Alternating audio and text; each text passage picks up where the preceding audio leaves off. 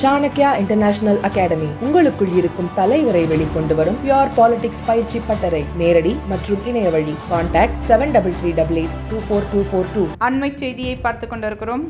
கரூர் கூட்ட நெரிசல் சம்பவம் தொடர்பாக பனையூரில் உள்ள தாவேக அலுவலகத்தில் விசாரிக்க சிபிஐ திட்டமிட்டுள்ளதாக தகவல் வெளியாகியுள்ளது. கரூர் வேலுச்சாமிபுரத்தில் விசாரணை நடத்தும் சிபிஐ அதிகாரிகள் நாளை பனையூரில் தாவேக அலுவலகத்தில் விசாரிக்க உள்ளதாக தகவல் வெளியாகியுள்ளது. முன்னதாக கரூர் கூட்ட நெரிசல் சம்பவம் தொடர்பான விசாரணைக்கு வர வேண்டும் என்று வேலுச்சாமிபுரத்தில் உள்ள 10 வியாபாரிகளுக்கு சிபிஐ சம்மன் அனுப்பியிருந்தது. பெட்ரோல் பங்க் உரிமையாளர், ஒரு ஜவுளி கடை உரிமையாளர், ஒரு செல்போன் கடை உரிமையாளர், ஒரு மெக்கானிக் கடை உரிமையாளர் மற்றும் ஒரு இறைச்சி கடை உரிமையாளர் உள்ளிட்ட 10 பேருக்கு சிபிஐ சம்மன் வழங்கிய நிலையில் அவர்கள் அனைவரும் இன்று நேரில் ஆஜராகி விளக்கம் அளித்தனர்.